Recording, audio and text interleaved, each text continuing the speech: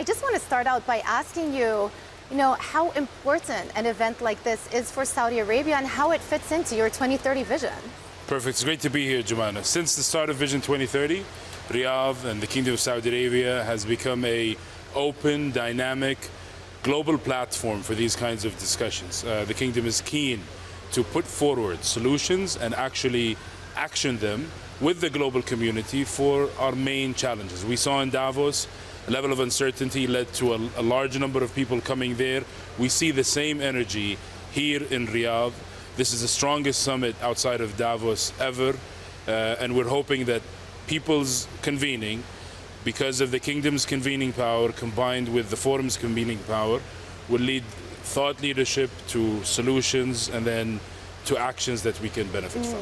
Well, I've got to say, it's my first time in Riyadh, and people tell me that there's been a tremendous amount of growth and transformation in the last 5 years. Can you just give us a mark-to-market on where Saudi 2030 vision stands?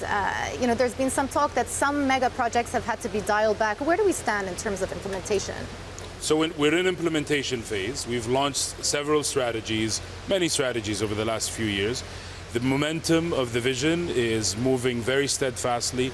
We're focusing on accelerating diversification, and we have the numbers there. You've seen our non-oil growth momentum picking up. We've been focusing on human capital development outcomes. Female labor force participation doubled since the start of the vision. Unemployment at its lowest ever since we started recording it decades ago. And we're also focusing on building strong institutions that help us engage with the challenges with the policies. As part of this and as part of diversifying, we have many mega projects that have been launched. We've been working on something very unprecedented. We started delivering and we'll continue delivering. The Kingdom will deliver all of these unprecedented projects. These projects are anchored in economics, and we're seeing more investor interest in them. They will be delivering their intended scale, and we will prioritize as things go. We get feedback from the market, from the investors. We'll do whatever is best for these returns of these projects, but also for whatever is good for the economy. Maybe it's a bit early for me to ask, but what comes after Saudi 2030? So this is a long-term journey.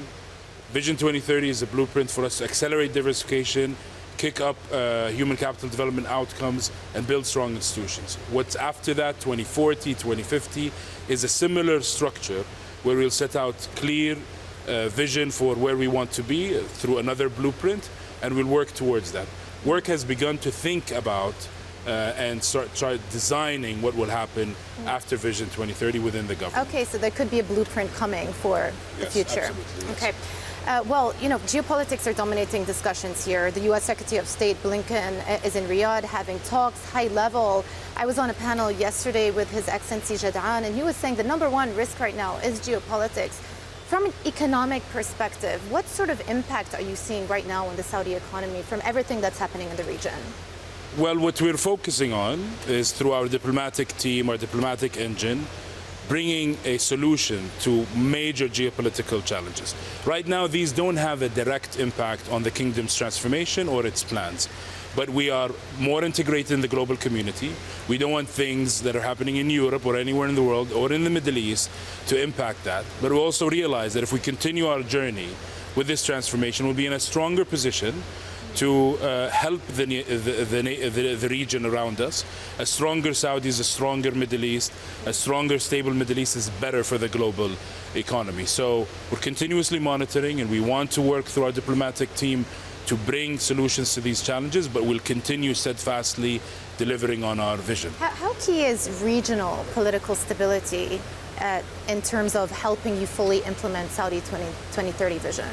So with the implementation of Vision 2030 comes a lot of impact on, obviously, Saudi economy and society, but also on the region. It's an example, but also it has direct trickle-down effect on everyone. And of course, any regional challenges will be addressed. And up until recently, major wrinkles in the region were ironed out due to Saudi leadership, of course, with its partners. Yeah. And we'll continue to do that. So it's very important that we don't let any regional challenges disrupt our plans, but also it's very important for us, for our plans to continue in their delivery so that we can have an impact on the region and the world. Well, I know you're key in some of these negotiations that are taking place for trade deals. I'm curious to see, in the context of geopolitical tension, the sensitivity right now between U.S. and China, has that impacted at all your ability to ink trade deals with China and investment flows? The kingdom has always had strong relations with its partners and with its friends. These involve trade profiles, these involve investment opportunities, but also technical and policy discussions. And since Vision 2030, these relationships have grown stronger and stronger. The kingdom is centered, its location is in the perfect place between north and south, east and west, and we want to have a strong impact on bringing people together, convening them, bringing a dialogue together, addressing any challenges. We believe there's always a better opportunity to achieve more growth through less fragmentation and more collaboration. What about an update on BRICS membership? I know Saudi Arabia was invited to join. What's the latest? Well, like any invitation to any large multinational institution, the kingdom has its own process, and it's undergoing that process as we speak. Let's just circle back to where we started. Saudi 2030 vision, of course, is a major theme here, and you see it. It's very visible. You can physically see the city being transformed before our eyes. I'm just going to leave with a question about how you actually see the non-oil sector performing in 2024. So it's very important to keep in mind that in 2022, we were the fastest growing G20 economy. Underpinning that was strong non-oil sector growth or non-oil activities growth. That is still continuing. In 2023, it grew at 4.4%. We project that it will continue growing between 4 and 5 for 24. The IMF projects 5%.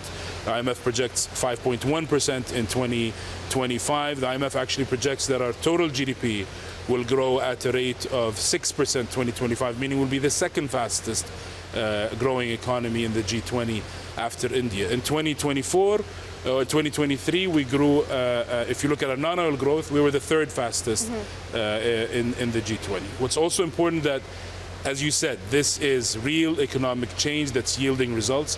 At the end of 23, our non-oil activities represented 50% of total real GDP for the first time ever. So this means this transformation is working. This is due to Vision 2030, all the activities that are coming into our non-oil economy. And we are planning and we will see more activities contributing, which will create even more opportunities for people in Saudi, but also for our partners around the world. That number 50%, I think, is key because people forget that back in 2016 it was sub 5%. So that is really a very good it's growing depiction in a healthy way. of what you've done.